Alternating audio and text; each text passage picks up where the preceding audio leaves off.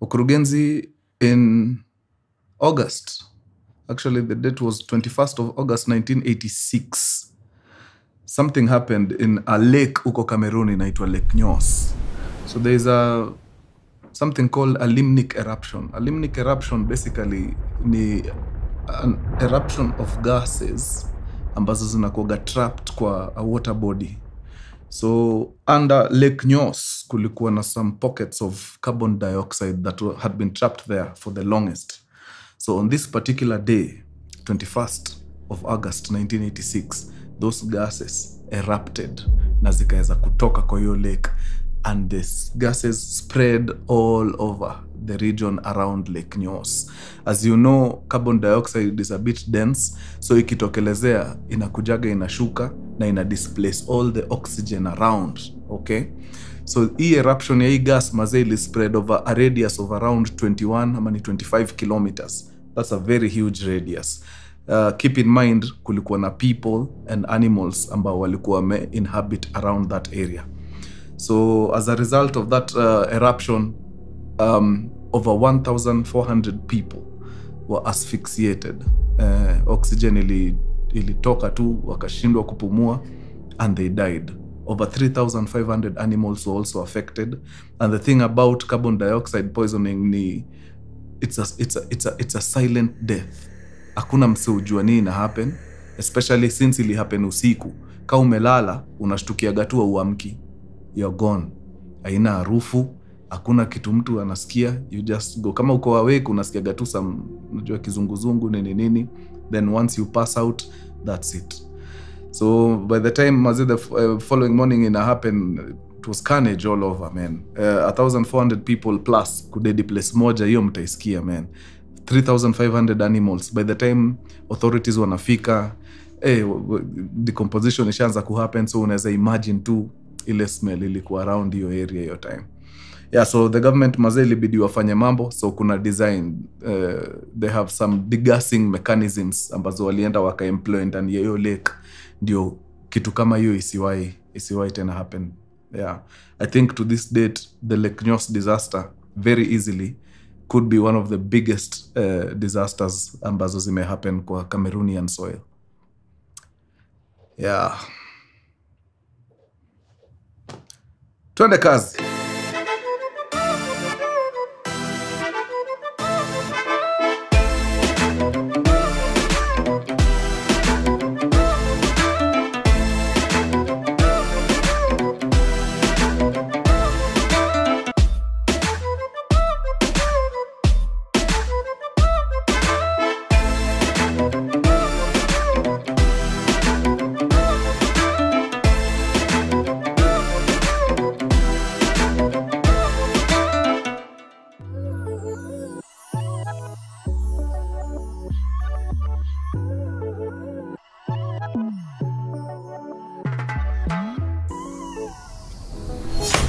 Mkurugenzi!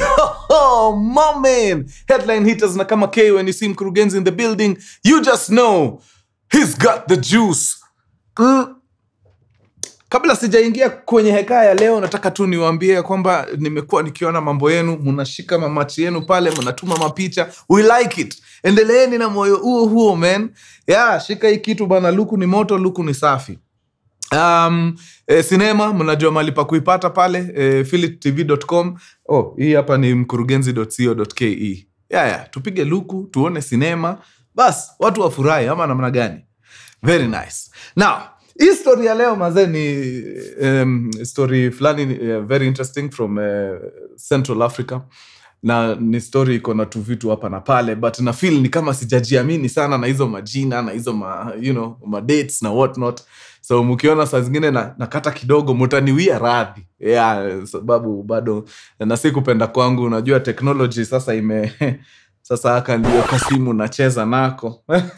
That's unaona niko na kakitabu hapa mbele yangu just in case. All right. Yeah, haka kasimu nimesema haka all my contacts zita remain kwa the other phone ambayo niko nayo. Hii nitasave Njugush peke yake. Yeah. Because this is what he deserves. Hakuna kitu unajua iko chini kama kuweka mtu useless kama huyo kwa phone book ya iPhone 16. Unajua yeye hapa ndio ana belong.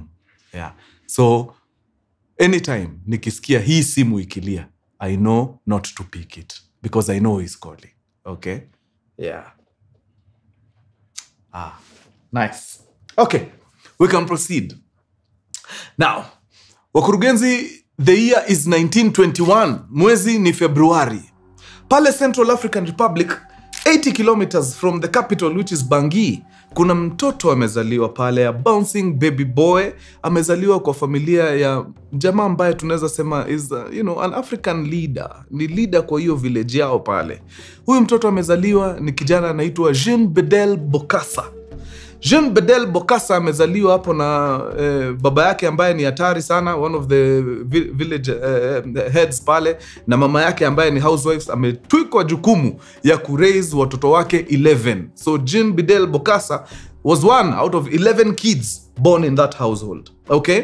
So seeing as the father alikuwa, headman flani, chief flani, yani ni leader flani hiyo area, you could say akina Bokassa walikuwa na maisha relatively comfortable. Okay?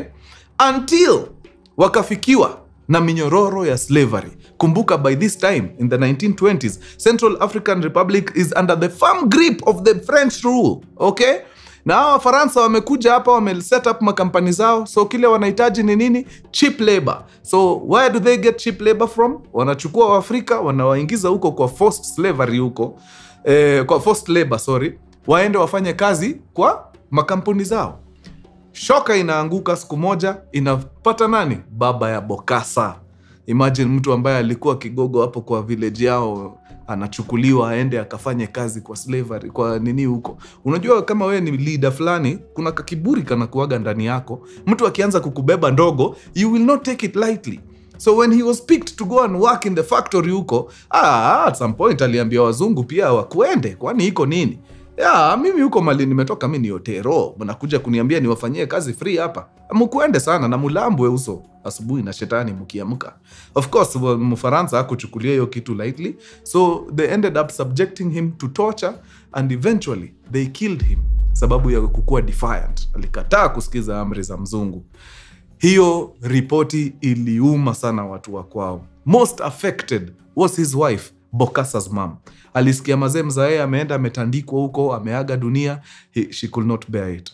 Alikaa tu 1 week akiomboleza mzee. Akafika mahali akasema, hata mimi I cannot continue with this life without him. Hata mimi, adios muchachos, peace. And she proceeded to unalive herself. Now, Bokassa amebaki pale. Now he's an orphan. Lazima atafutiwe namna ya kusurvive pamoja na wale wengine siblings wake ambao bado ni wadogo. So what happens to him? He is enrolled into a French school hapo. It's a Catholic school. Wale wanamchukua kama wazazi wake na wanamsomesha pale until anamaliza kidato. Then after shule anaamua, since hawa watu wa Katoliki wamenisomesha, si nirudishe mkono by kukua priest hata mimi. So anajaribu safari ya kukua priest pale. But I don't know what happens. Hiyo mambo ya kukua priest kidogo haingii. So anaamua, wachana na hii kitu ya priesthood. Wacha niingie mambo ya upishi pale. Ni flambe. Unajua wale watu wana kapan kana jaa moto. Ni deadly. Anapiga pale uchef kidogo nini. But hata hiyo kidogo, anasikia bado. Yeah. So by this time the guy is in early 20s. It is now the 1940s. If you know your history, you know very well that between 1938 to 1938 or 39 to 1944 ilikuwa ni nini? The Second World War. Na the Second World War, Africans walikuwa wanashipiwa huko kwenda sana kusaidia wazungu kupigana. So the guy decides, hii upishi kidogo imeleta ngori. Wacha niingie wapi? Wacha niingie military pale. Niende nifanye mamambo. So he enrolls as a military officer. Anaingia training pale na kijana anajituma pale frontline mbaya. Kijana anaingia pale military, anatesa kutesa. The boy is very good. In fact, the French wako very, very pleased with him. Wanamchukua, wanamwambia, wewe kwanza, nataka tuende tupigane vita fulani mahali fulani. Wanampeleka wapi? Vietnam. Wanaingia pale Vietnam, kijana of course anaperform kama kawa. In fact, anaperform above average. Sababu apart from mambo ya pale kwa kiwanja papapa, anadiscover, kumbe kuna wasichana wa Vietnamese hapa hatari. Ananyakua mmoja hapo haraka faster wa miaka 17. Sijui kama hiyo time underage wako anatambua. So kidogo anampachika mimba hapo haraka faster, but you know lazima bana shughuli iendelee kupigwa. So anaaga msichana kwa area, anamwambia ina mambo, wewe tulia tu hapa Vietnam, vita imenisukuma tena Ufaransa, wacha niingie Ufaransa, mambo yako tutaongea, wewe usijali, we are a family, wacha nifanye ile mambo imenileta. And he leaves the wife and the little girl, anarudi Ufaransa na anapiga shughuli ya huko Ufaransa nini, everything goes perfectly. Eventually they would reunite na wataenda pamoja wapi? Central African Republic, where Bokassa was born. Now, akiwa Ufaransa kule, we are rolling over to where? To the 60s. And if you know your history well, you know upper late 50s, 60s hapo kulianza kukuwa na agitation fulani. Yes, the struggle for what? Struggle for independence. Countries zilikuwa zimefika mwisho mazee na hawa koloni. Hawatambui mazee mambo inaendelea huku nini. So countries zilikuwa zishaanza kurevolt. Akina Ghana pale 1957 walikuwa washainua mkono wakasema US walami wakuende. Kwani itakuwa nini? Wakapata independence yao. Wengine 1959, around 1960 hata Central African Republic wakasema hata sisi bana hawa Faransa hapana, US watoke. Bana, enough is enough. So, colonialists waga ni wajanja sana. Waliona hiyo nini vile the continent is shaking, wakaamua hapa design ni kutumia nini? Bongo. And they did what even their counterparts did. By counterparts I mean the Germans, not the Germans, the Brits, hao ndio walikuwa the heavy colonialists at the time. So what they ended up doing is they planted a puppet. Unajua wakati mnafukuza mzungu, anakishaga amewaachia. So unajua anataka kuonyesha ni kama okay sawa, you're liberal now, mnaweza fanya kile mnataka. In fact, hata chagueni leader wenu. But kitu amjui ni huyu leader mnafaa mchague ni leader tayari mnakuwa imposed, amekuwa imposed now. So hakuna kitu mpya mnafanya hapa. Ameshaweka puppet wake hapo. Anajua mkichagua huyu Mwafrika huyu, bado you will still be dancing to our tune. If you don't know, now you know, because that is exactly what happened to this country of yours. Kama unafikiria, itachoma.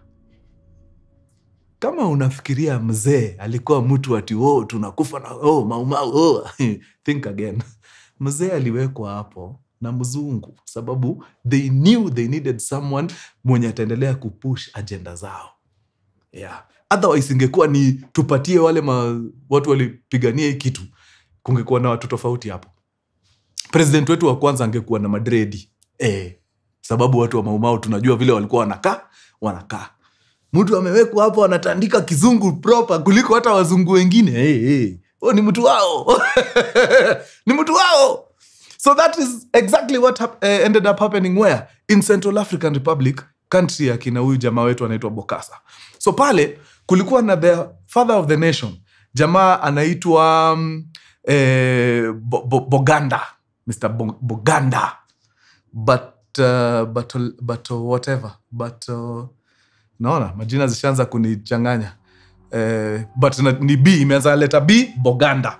Now Boganda aliulizwa, mtu yangu, sasa wewe sababu wewe ndio mtu wetu, utachukua hii kiti ama tuweke mtu mwingine hapo? Boganda akasema, I know the right person wa kusukuma hii uongozi. Nitapatia kazini yangu fulani anaitwa David Dacko.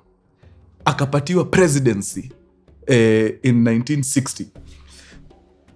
Hapo ndio time Central African Republic ilikuwa inapata independence. So David Dacko was actually a cousin to Mr. Boganda, who ideally Central African Republicans refer to as the father of the nation. Umepata jina yake mwende? Bado. But it's Mr. Boganda.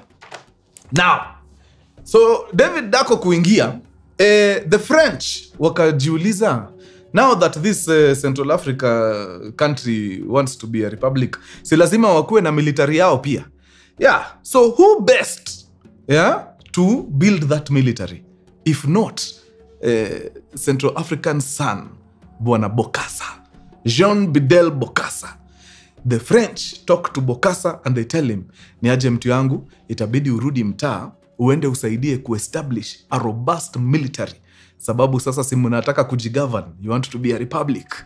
And then sasa mutengeneze military. And Mr. Bokassa was over the moon, super elated. That shows you the kind of relationship Bokassa alikuwa nayo na nani? Na Wafaransa.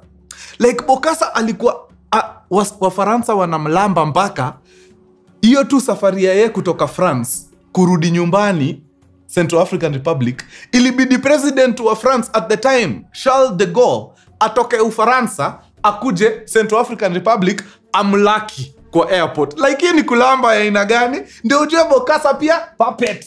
Ni mtu alikuwa amewekwa hapo kuhakikisha agenda za Wafaransa zinafanya nini? Zinasukumwa. So Bokassa by them nice.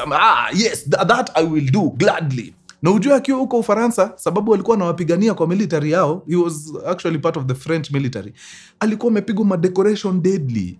Hakuna deadly. So alitoka Ufaransa, he came all the way to Central African Republic, akapokewa na rais wa Ufaransa, Charles de Gaulle. Charles de Gaulle akamwambia, sasa wewe karibu nyumbani, military ni wewe kujenga sasa. Wewe tutengenezee military safi, bas Central African Republic iendelee kunawiri. And Bwana Bokassa akachukua the job gladly. And he proceeded to do that. Remember, at this time, an operate under President David Dacko. Now, niliwambia David Dacko ni cousin ya founding father, ambaye ni Mr. Boganda. Another coincidence. David Dacko still ni cousin ya Bokassa. Nilikuwa nashindwa kwani hii familia, but nikarealize Central African Republic at the time had a population of under 5 million. So, under 5 million, si hapa mcorrelated nyinyi wote. Yeah, so I guess that's why. So, Bokassa akakuwa sasa ndio anachezea hapa na President Dacko. Alafu ni very strategic this guy. Anahakikisha kila mahali President Dacko ameenda, ako hapo karibu. Like kamenje ikiwekwa tu hivi, ukiona President Dacko hapa, ukiangalia tu vizuri hapo kwa vicinity, Jean Bedel Bokassa ako hapo na zile manini zake amezistikisha hapo. Unajua hizo medal zake alienda akazistikisha kwa koti. Sasa mazee anakaa nika Robocop, sababu side moja ni chuma tupu. Medals. Yeah, but it worked for him, sababu politics mazee is all about visibility. Tukikuona kwanza karibu na power, tunajua pia wewe si mchache, wewe ni hatari. So it really worked for him. Wadau, in true African fashion, sijui ni nini inatusumbuaga sisi wa Afrika. Yani tukipatiwa tu leadership hivi ama power, yani inatucorrupt immediately. It did not take long for President Dacko kukua tu drunk na hii power. Akaanza kumisuse resources huko nini. Akaanza kwanza, ukitaka kujua mtu si mzuri ni mtu anajiprotect sana. Because you are protecting yourself from who? Against what? President Dacko immediately ali-establish kitu inaitwa the Mobile Police Force. Hiyo ni yake ya kumchunga. Haifanyi kazi ingine, ni yeye tu. President Dacko kwa hii Mobile Police Force alikuwa na over 500 armed officers and 120 personal bodyguards. Unanid hao watu wote wa nini? It is a new country. Haujakuwa na maadui tayari. Why do you need all those people? I guess it's because he knew he would ruffle some feathers na zile actions zake. Za wizi hapa na pale nini. So akaanza kutufanya tu vile, typical founding fathers wamekuwa wakitufanya. Ama mnafikiria wenu tu ni mashule alikuwa anaweka jina yake? Mnafikiria alijipata na millions of acres za shamba aje? Yeah. Typical founding father behavior.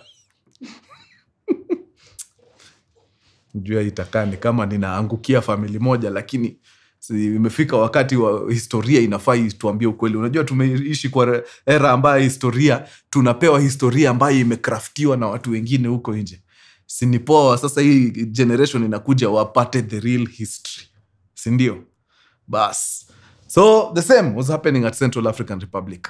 David Dacko ameamua tu kwenda haywire, and of course among the people to feel no was Jean Bedel Bokassa. Alikaa chini akasema hapana, Dacko vile anaenda sifurahi. Now Jean Bedel Bokassa wakati alikam kuestablish the military huku, alikuja akiwa kwa rank ya major.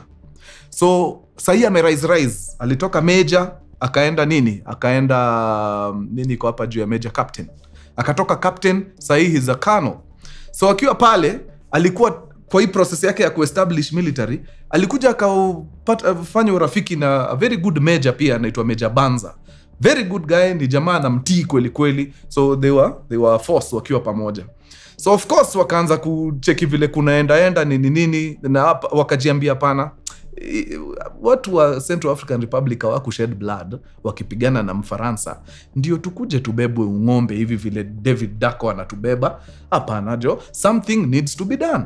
Now hizo whispers za kina Bokassa na Major Banza zikaanza kuspread kidogo. Nani anakama anapata hizo whispers? Of course the President Dacko. He discovers that huyu Bokassa huyu ambaye aliletwa hapa kutengeneza military afurahishwi na uongozi wangu, na hawa ndio wabaya. Hakuna mtu mbaya kama mtu wa military mwenye anakuoppose. Huyo ni mtu atakutoa kwa kiti anytime. So President Dacko akaamua, you know what, this guy has to go. Now on one of the hizo official trips, Jean Bedel Bokassa akatoka Central African Republic akaenda Libya. Sijui alikuwa anakutana huko na Gaddafi kudiscuss nini.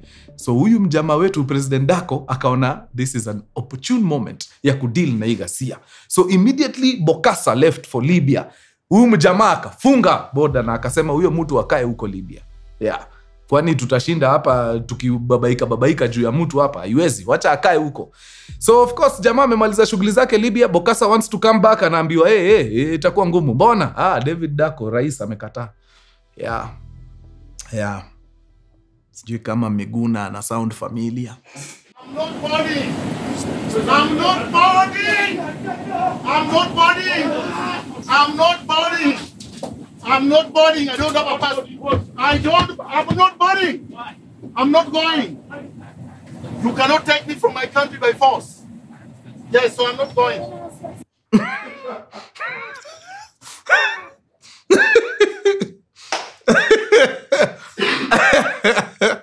So Bokassa maze amepambana huko, nothing, it's not happening. So what does he do? He goes back to his friends. Who are his friends? The French.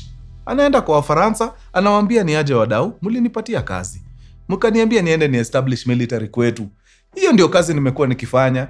Mimi naona huyu rais wetu ni kama anaanza kudeviate kutoka kwa mipango yetu kama nchi. Kuongea kidogo tu inafanya ananifungia nje. Mnaona kama hiyo ni haki wa Faransa? Simuongelesheni huyu mjamaa mazee anirudishe. I have work to do. Hatuwezi kuwa tunaishi hivi na uoga nini. The French wakawambia, you know what? Yeah, hata sisi tumekuwa tukiangalia mambo ya huyu David Dacko. I don't know. Kidogo tunaona ni kama aendeshi hiyo country vizuri. So don't worry, we will talk to him, utarudi nyumbani. Okay? Sawa. So the French talk to David na David anaamua okay sawa, amwambia arudi, analialia huko nini, akuja aendelee na shughuli yake. But David Dacko knew for a fact huyu mtu simtaki hapa. So immediately akaanza kudevise a plan ya kufanya nini? Getting rid of Bokassa permanently. Now, Bokassa pia hapa si ati ako na nyenje, ni mtu ako na akili. He knew. Alijua huyu mtu amekubali nirudi sababu anataka kudeal na mimi once and for all. So what does he do? He talks to his good friend Major Banza. Anaambia Major ni aje, huyu jamaa amekubali nirudi, lakini I know for a fact anataka kunituma Sayuni. So itabidi tushikane, tufanye vile inafaa, huyu mtu akwende. Sababu wasipokwenda sisi ndio tutakwenda. Okay? Iko sawa. So they agree. David Dacko has to go. So wanarudi, then wanaingia strategy ya haraka na Major Banza, then wanapanga mikakati, wanaamua before President Dacko strikes, sisi tutakuwa tumestrike wa kwanza. So tafuta intelligence hapo mbio nini, then they discover on one evening 31st December of 1965 huyu mzee mzima President Dacko ako na kamkutano na one of his ministers. So wanapata itinerary yake inasema at this time of the night he'll be leaving the presidential palace kwenda kumit na nani, na huyu cabinet minister wake. So wanamngojea. Wakati President Dacko anatoka tu kwa military kwa presidential palace akielekea kuona huyu minister, Bokassa, Major Banza and a contingent of military officers wana intercept mjamaa, wanamteka, wanamuarrest na wanaenda wanamfungia Tekengori. Before long wanaenda wana announce kwa vyombo vya habari ya kwamba kutoka saa hii the country iko katika mikono ya jeshi. Anda nani? Anda mzee mzima Jean Bedel Bokassa. Okay? Plan ni gani? Plan ni tuhakikishe kwanza serikali imestabilize vizuri, then we relinquish power. We hand over power to a civilian who is fit to run a country. Central African Republic wanasema hiyo good. Hiyo sawa, tufanye hivyo. Mimi nakwambia Bokassa huyu amekuja kututoa kwa ngori. Let's do that. Okay. So hii transition ni how long? Akasema miezi 6, mimi ninahitaji tu miezi 6 ya kupanga kila kitu iko hapa. Then kutoka hapo nipatiane. Let me tell you. Hiyo miezi 6 ilikuja ikakuwa 1 year. Na hiyo 1 year hakuna kitu kingine huyu jamaa anafanya ni kubadilisha katiba kuendelea kujiongezea powers. So now the country was under Jean Bedel Bokassa. Hiyo story ati it's just a transitional government, nashikilia kidogo then nirudishie civilian, walingoja. Yeah. So alienda akachange constitution, akachange kila kitu and akashikilia power. So now Jean Bedel Bokassa was the official president of the Central African Republic. Okay. Now, nataka sana nikuambie Jean Bedel Bokassa aliingia akabadilisha mtaa. Lakini nikikuambia hivyo, nitakuwa nimekudanganya. Sababu Jean Bedel Bokassa was no different from David Dacko. Aliingia tu na the same grid. Yani the guy, in fact, I feel like Jean Bedel Bokassa sasa alipeleka yo grid times 100. Yani ilikuwa ni kuchafua. Na because alikuwa anajua the same way ameingia, kuna likelihood mtu mwingine anaweza mfanya mbaya aingie hivyo, hakuwa na trust mtu. He never trusted anyone. So alikuwa anafanya vitu weird. Anaweza jipatia ministry 10 around. He was the president and the minister for 10 ministries. Agriculture, finance, juamini mtu. Yule mtu ambaye walipanga kuu na yeye, ambaye ni Major Banza, of course anaiona from the sidelines. Anajiuliza, so pia sisi tulikuwa tunafanya hii mambo yote ndio tukuje tukue tu the same person that we ousted. Hapana. No. And Major Banza na Bokassa fell out. Major Banza akaenda aka-orchestrate another coup kujaribu kufanya nini? Kutoa Jean Bedel Bokassa. But unfortunately, the coup was thwarted. Jean Bedel akaenda aka-arrest Major Banza and sentenced him to death. Alikuwa executed and he was buried in a shallow grave somewhere. Iwe funzo kwa mtu mwingine yoyote ambaye akona fikra za kujaribu hiyo kitu Major Banza alikuwa amefanya. So now the guy Bokassa alikuwa na rule na an iron fist. Now let me take you back to the military days wakati alikuwa Ufaransa, when he was working for the French military. Jamaa akiwa Ufaransa alikuja akakutana na texts, vitabu nini about a guy called Emperor Napoleon Bonaparte. Na kuambia story ya Napoleon ilikuwa imebamba jamaa anaitwa Bokassa. Kwa mind yake alikuwa anajiambia, mimi ile siku nitawairise, this is the guy I'm following. Mimi na Napoleon same WhatsApp, mtakuwa mnatusoma kwa kitabu moja. He really looked up to Napoleon. So now that he was in leadership, akaamua this is the time. So what does he do? Akaamua kuchange Central African Republic from a republic to a monarch. So now haikuwa inalidiwa na a president, ilikuwa inalidiwa na an emperor. Na emperor wakati anakuwa coronated, lazima mjue huyu ni emperor anakuwa coronated. Hii coronation lazima ikuwe ni ya kimataifa, hali ya juu. Kitu inaweza compete na coronation ya kina queen huko UK. Yes.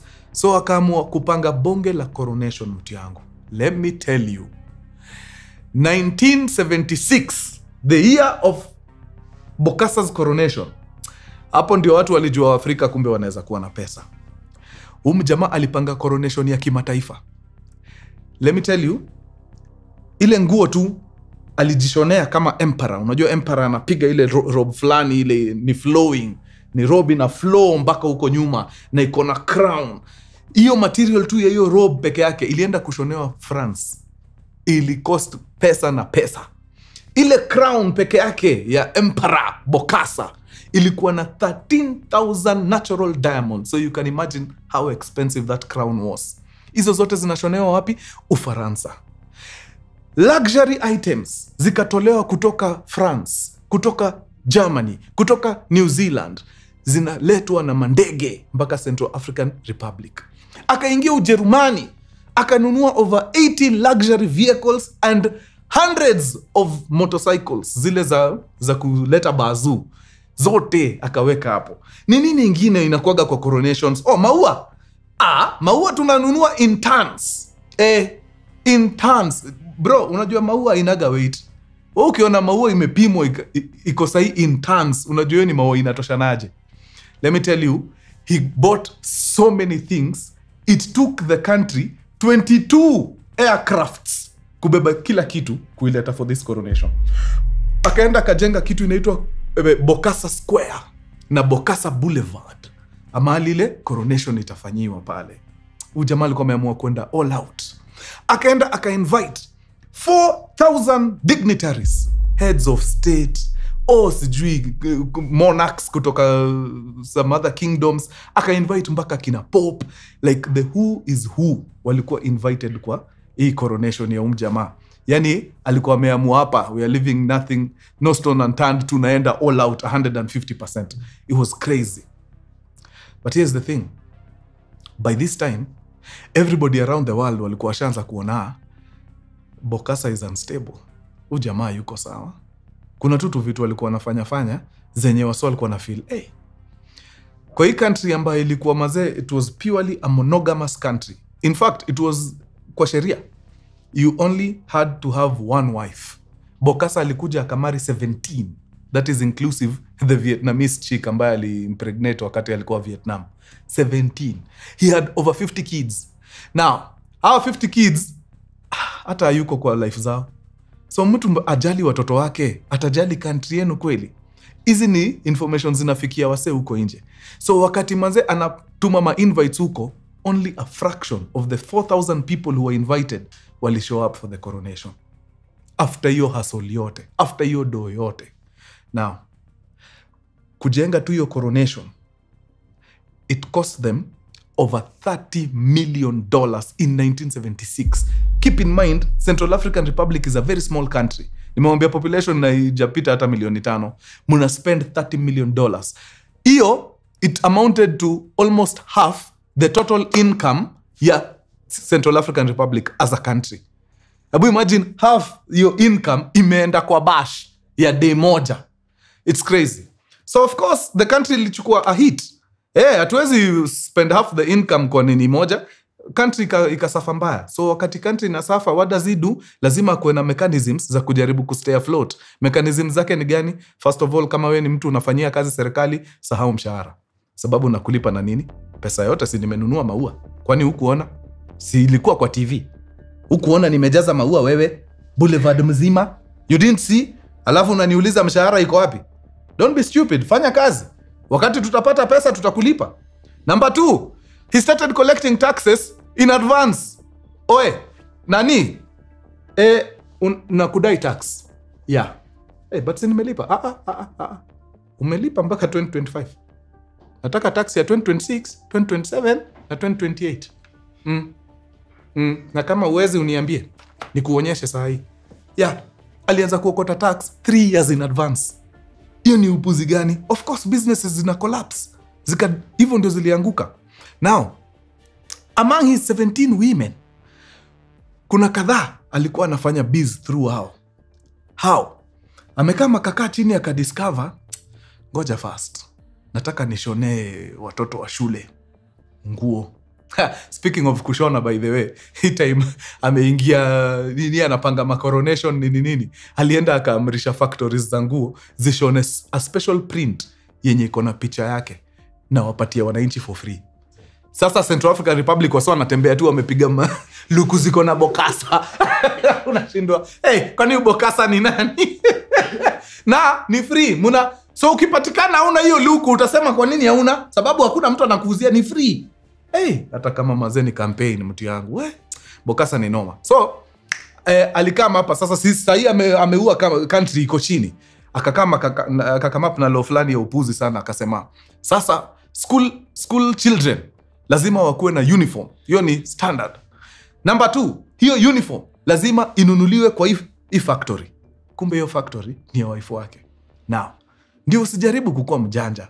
Mtoto yoyote akipatikana hana uniform, anaexpeliwa na mzazi wake anafutwa kazi mahali yuko. Unaona hiyo? So watu wote ilikuwa lazima wanunue uniform, na hii uniform inanunuliwa kwa factory ambayo factory inaoniwa na bibi yake. You know, there's so much a country can take. Ilifika mahali wasa wakasema uongo mbaya. Kama mbaya, wacha katambe sasa. Hatuwezi ishi hivi. Tunalazimishwa kununua uniform ndio tutajirishe mtu tayari ni tajiri. Haiwezi. So wase wakaingia street. Maandamano proper. Now, because they affected mostly were children, sababu ya hii issue ya uniform, children ndio walikuwa kwa front lines. Bokassa being a true African leader, akasema nataka mdeal na watoto kabisa. Tiaga sawa watoto kabisa. Is it sounding familiar?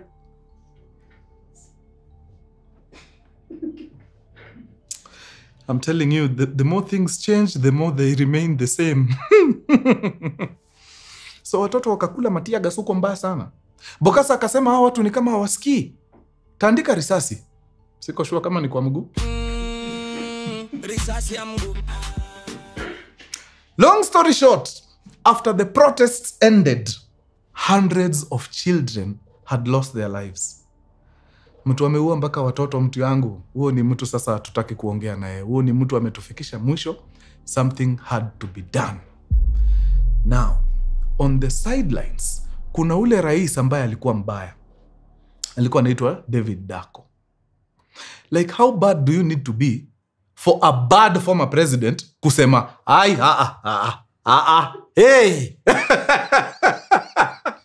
Hapana, it's too much wena. David Dacko mali alikuwa huko akasema, hapa, noma. So alishikana na jamaa fulani anaitwa Kalimba. Kalimba actually ended up being the president at some point. Wakaamua jamaa amefika mwisho.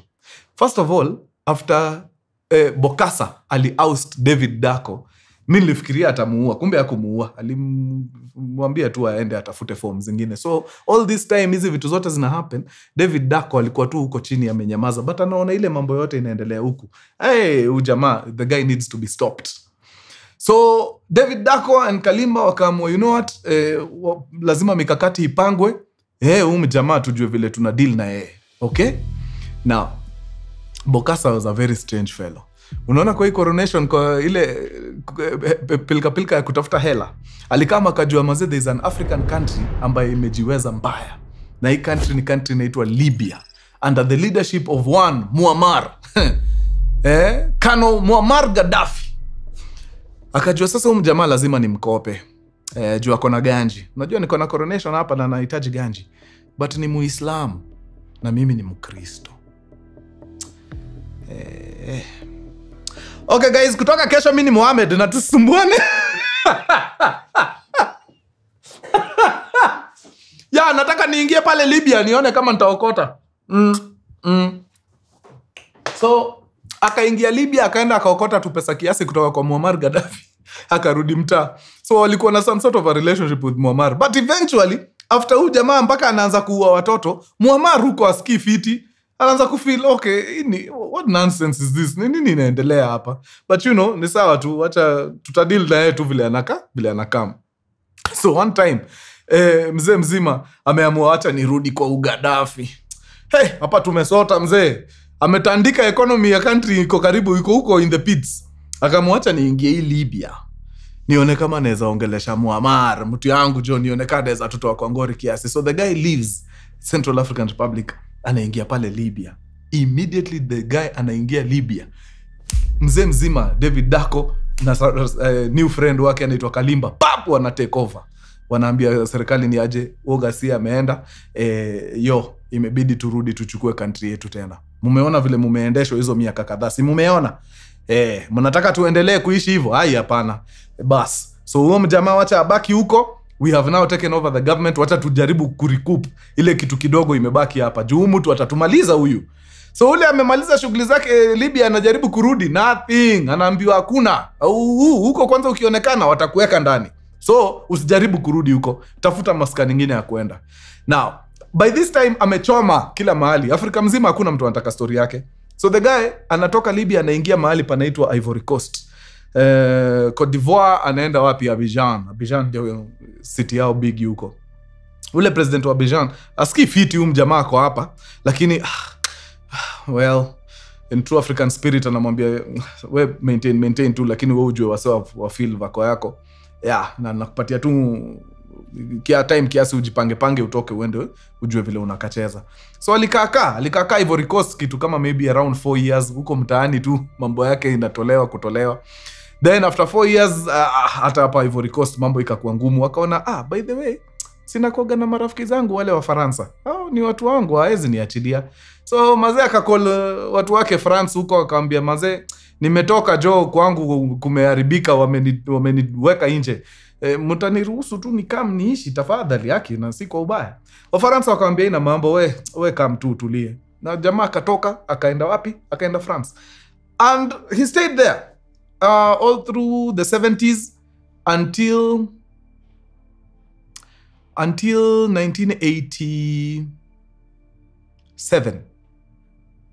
Until 1987 the guy alikuwa France. Now in 1987 ujamaa akajiambia, it's been such a long time tangu nitoke hiyo country yetu Central African Republic, by now washasahau zile ngori niliwapitisha. Afrika si watu wa kuweka grudge, hapana, acha nirudi home. Na I think he talked to a few of his friends hapo, wakamwambia sidhani ni idea poa kurudi sahi. Akasema it's been 10 years. Kwani iko nini? Wacha turudi. So he takes a plane kutoka Ufaransa, anaingia tu hivi Bangui, Central African Republic, anakutana na pingu kubwa zimemngoja. Ni kushuka ndege kaja jela straight, anaenda nafunguliwa mashtaka huko mazee. Akona rap sheet inatoshana hivi: crimes against humanity, plundering the country's resources, akona mpaka cannibalism. Apparently jamaa alikuwa anakula watu, na si ile akina Kevo, anawakula live kwa sahani, like you are a cannibal. Wase walijitokeza wakasema we've been to Bokasa's house wakati alikuwa emperor, kwa fridge tunakutana tu, unafungua Onyango, hausikii baridi rada kwa freezer ako hapo. Kumbe jamaa alikuwa ukimkosea ana organize tu na secret police hapo, unaenda unatekwa. Si wewe ni umeamua kukua uko na kayumbet, ukishatekwa unakuwa stew kesho. Hivyo ndio amekuwa kioperate. Na not one not two people walitokea wakasema we saw human remains kwa fridge ya jamaa, alikuwa nakula watu. So rap sheet ikasomwa pale, akapatikana guilty on almost all counts apart from hiyo cannibalism. Juu yenyewe I guess it was too bizarre for wase wengine kuamini. So hiyo ndio count 2 moja peke yake ilitolewa nje juu ya lack of sufficient evidence. Lakini hii kukula mali ya umma, crimes against humanity, kuua watu, kwanza kwa ile protest ya watoto 5 kwanza aliekewa hapo. Nilishindwa mbona 5 na walikufa karibu 100 na upuzi. Amewekewa hapo, it was crazy, and he was sentenced to death in 1987. So Bokassa goes to prison, anapiga miaka 6. 1993 sijui stars zake zina line aje.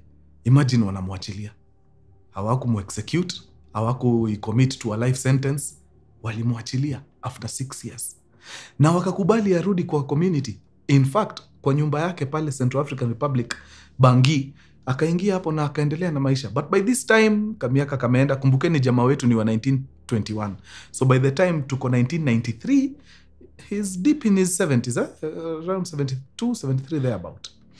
So akaingia pale 1993, akajaribu maintain low profile pale, but health yake ilikuwa tu inaenda kideteriorate pole. By 1996 the guy mazee akaamua, you know what, it's been real, adios muchachos, and he breathed his last and he died in 1996. Yani kila time nikisoma hizi stories hao wase walikuwa huko, the founding fathers, wase, and the people that came right after them, the script is almost always the same. Nashinda go why? Like hakuna pan-Africanist tu alikuwa tu kabisa genuinely akona, you know, good interests at heart for their country. But then again, nimekumbuka tu sahi hata nimetoka kuambia, none of those people walijipata hapo ati sababu ni watu walikuwa mau hatari. Wote walikuwa planted hapo. Ni watu ambao walikuwa wanasukuma agenda za wakoloni. So they were rotten from the very beginning. So it doesn't come as a surprise kuona watu vile waliendelea cooperate immediately after their countries were liberated from the colonialists. So when do we break that curse? It's been 60 years since mambo ya independence. 60 plus. Bado tu tuko na wase wako na interests zao, their own personal interests. Sahi hakuna mtu anaingia pale ati anataka kuokoa nchi. Kila mtu anaingia akijiuliza, how can I get a piece of this country? Every regime inakuja ikiwa more corrupt than the other. Man, nakumbuka tukiambiwa news za Goldenberg, na msinicheke ati jumini mzee. Goldenberg ilikuwa huko time ya Moi. Yes, nilikuwa naelewa. Nilikuwa bado primary but nilikuwa naelewa. Nikisikia wase wanapiga noise juu ya Goldenberg, juu ya, was it 800 million? Ilikuwa imepotea. Ilikuwa 800 million there about, Manze tunapiga noise for decades juu hatujawahi sikia kitu kama hiyo. Serikali ya juzi 2 billion ilikuwa inapotea daily. Ile ya Goldenberg ilikuwa 800 million imepotea over a good duration. Serikali ya juzi 2B inapotea daily. Kama hiyo serikali ya juzi inapoteza 2 billion daily, sasa tunapoteza ngapi? So every regime inakamikiwa tu more audacious and more corrupt than the other. If we don't change the cycle, mutaniambia kama tutakuwa na country by 2050. Yeah. We can only sustain this for so long. Kuna mahali itafika, tutaenda tu hiyo direction ya kina Central African Republic. To this very day, Central African Republic is among the poorest countries on the continent. I think iko number 2nd last. Yeah. So now, as I wind up, the way we've been agitating, well and good, iko sawa, ina work. Watu wameshaona for sure, guys wako dissatisfied na vile country ina run. But now we need to take it a step further. How do we take it a step further? A step further ni sisi wenyewe tunajua the people in society wenye wako na something hapa kwa kichwa. The people in society wenye wako na the country's interest at heart. Tusupportini hao watu. Let's support them, tuwapatie hizo cheo, waende watuchangie hii country. The more tunaendelea kurely on the politicians that have been around, hakuna mahali tunaenda. Angalieni hata zile alliances zinaformiwa sahi. Just pick those people who angalia wamekuwa kwa regimes ngapi. Some of them go way back to Moi's regime. Na wako hapa wanasema wanataka kuleta change. Change hukuleta time ya Moi, hukuleta time ya Kibaki, hukuleta time ya Uhuru, umeshindwa time ya Ruto, unataka kuileta, we kuenda huko. We wacha.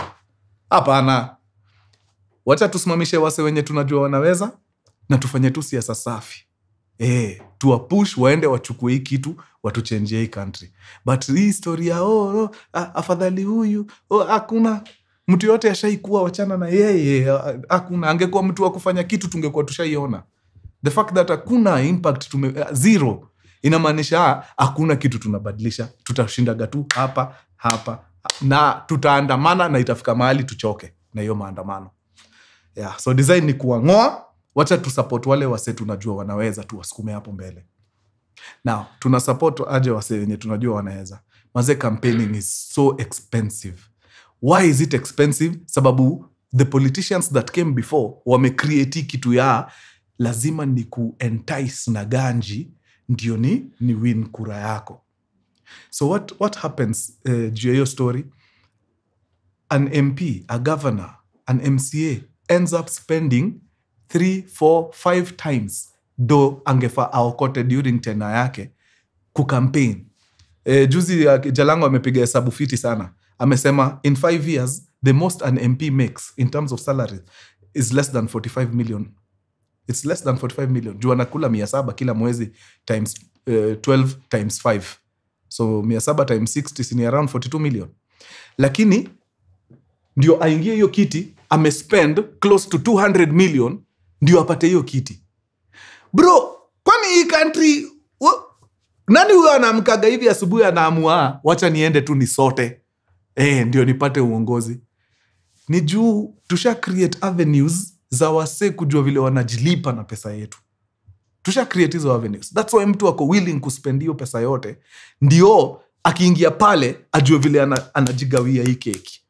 The moment tumetoa hii kitu ya kucampaign na pesa, na najua wananchi wengine mtanichapa juu mnataka kuokota hizo so mbili, but okota so mbili ukule leo alafu utabike the next 5 years. Na imekuwa hivyo for the longest. Nashindwa, when will you guys learn? Sahi politician akikam, wacha patiane sera zake, atoke aende, msikule so mbili yake. Juu mi wacha niwaambie, mimi kama mtu wa sahi nikienda niwekelee milioni 200 munipatie kura yenu, ninajirudishia hiyo ganji. Kwani nyinyi watoto wangu? Nyinyi si watoto wangu. Niwekelee milioni 200 ndio niende nichukue 42 million. You're not my children. Mimi ndaingia pale nijirudishie do yangu. So the way mnaweza nikip accountable ni muhakikishe sijaingia mfuko hiyo design. Wacha ni campaign kadri ya uwezo wangu, msichukue pesa yangu, nyinyi sikizeni sera yangu. Sikizeni sera yangu, kama sera yangu inawabamba, nipatieni kura. Kama sera zangu haziwabambi, niambieni niende. Bas, na hivyo ndio inafaa ikue. But the moment tunaendelea kuchukua pesa from people, only the people with deep pockets ndio watakuwa na rule. Na here's the thing, not all people with deep pockets wako na hata bandwidth ya kurun serikali. Hao ni business people. Wanajua vile kucheza na pesa. Haya, tusipochange mtu yangu tutajipata tu hapa 2050. Tukisema wanasiasa, hakuna cha wanasiasa, ni wewe. Ati mpaka mnaambia MP, hata si hatutaki kusikia sera zako, wewe tupige kile unatupiga. Bro, nimeranti ya kutosha. Kauko kwa sakoli yangu na unajua by the way uko na leadership skills, wewe jua tunakuinua by force. Tunakuinua by force. Jalango alisema alipata kuna vitu zingine hapo kwa West. Ukiwa tu na Prado 3 unatembea town. Tutakuchangia Prado 3. Si tutembee tu, lakini hakuna mtu tunapea ganji kwa ground. Si tunatembea tuuze sera. Bas. Tukishauza sera, wewe kazi imekubamba tupatie kura. Kama hazijakubamba, bas. Na hawa si wanakamna pesa, chukueni hiyo pesa na msiwage. Juu mtu anakuja na pesa anajuana kitu kingine ya kuleta kwa meza. Mimi nikijua sina kitu kingine ya kuleta kwa meza, nitakuentice na pesa. Lakini nikijua niko na mazee strategy safi inafanya kazi, si need hata kukupatia bob. Strategy yangu inafai kuconvince unipatie kura. I hope naongelesha watu maze juu. Pale kwa ground mnachoma guys. Acha nifungie hapo. Imekuwa true sana wadau, nyinyi wa Deadly. Adios muchachos, peace. One time.